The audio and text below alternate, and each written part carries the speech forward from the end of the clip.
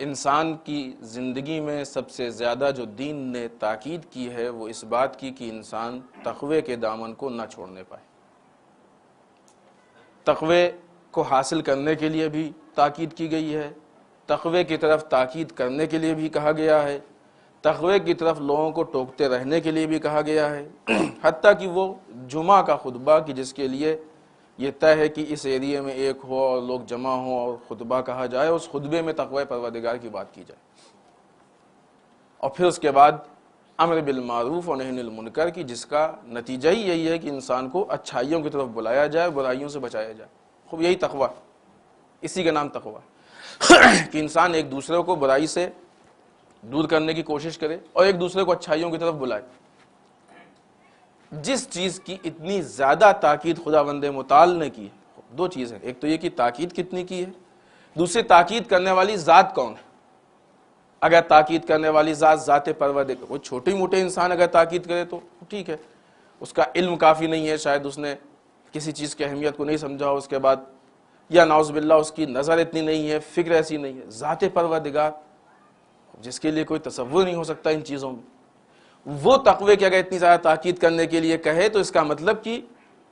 تقوی انسان کی زندگی اور اس کی روزمرہ کی جو بھی مصروفیات ہیں اس میں تقوی کی کتنی اہمیت ہے۔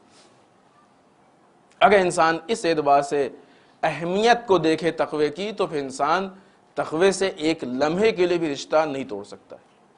اور اگر یہ کہا جائے تو شاید غلط نہیں ہوگا کہ دینداری ہی تقوی ہے۔ انسان جیسے دینداری سے اپنا ناطہ توڑ دیتا ہے ویسے تقوی سے اپنا ناطہ توڑ دیتا ہے، اپنا رشتہ توڑ دیتا ہے۔ لہذا جب جب انسان کے پاس تقوی ہے تب تب دینداری ہے، اور جب جب دینداری ہے تب تب تقوی ہے۔ تقوی کہتے ہی ہے نا، واجبات پہ عمل کرے آدمی، حرام کام سے بچتا رہے، اچھائیوں کو اپنائے، برائیوں سے اپنے پرہیز کرے، اسی کے نام تقوی ہے، اور یہی دینداری ہے۔ انبیاء اسی لیے آئے، ائمہ نے اسی کی کوشش کی، سب نے اسی کی تاکید کی، سب نے پوری زندگی اسی پہ وقف کی، اتنی مشکلیں اٹھائیں، اتنی صعوبتیں اٹھائیں، اتنے مسائب برداشت کیے، کیوں؟ تاکہ یہ تقوی پروردگار واقعی صحیح حیثیت سے ہم تک پہنچے۔ البتہ اس کی طرف ذہن رہے کہ تقوی بھی، شاید ہم نے کسی موقع پہ کہا بھی ہے، تقوی بھی کئی طرح کا ہوتا ہے۔ تقوی جو واقعی تقوی پروردگار ہے، یعنی واقعی دینداری، وہ تقوی نہیں کہ جو انسان متقی جیسی شکل بنا لے اور واقعی متقی نہ ہو، جسے خشک تقوی کہتے ہیں۔ وہ تقوی جو خوارج کے پاس تھا، واقعی تھا نہیں تقوی، وہ اپنے کو متقی سمجھتے تھے اور انہوں نے اپنے کو متقی جیسا، دیندار جیسا بنا لیا تھا۔ وہ تقوی جو مثلا ابو موسیٰ اشعری کے پاس تھا، وہ تقوی ان دشمنان اہل بیت کے پاس تھا کہ جو اسلام کے نام پہ اہل بیت کی دشمنی میں آئے تھے۔ وہ ظاہراً اپنے کو دیندار ثابت کرتے تھے، دکھاتے تھے نا کہ دیکھو ہم دیندار ہیں، دیکھنے میں بہت بڑے دیندار لگتے تھے، بہت اللہ واللہ اور اس طرح، خدا کہتا ہے، خدا چاہتا ہے، قرآن میں لکھا ہے، حدیث میں لکھا ہے، ٹھیک ہے لکھا ہے، جو اس کو صحیح طریقے سے انسان سمجھنے کی کوشش کرے۔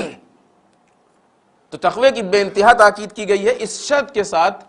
کہ تقوی واقعی تقوی، وہ کی جو اہل بیت چاہتے ہیں، وہ کی جو انبیاء چاہتے ہیں، اولیاء چاہتے ہیں، وہ کی جو خدا چاہتا ہے، وہ تقوی۔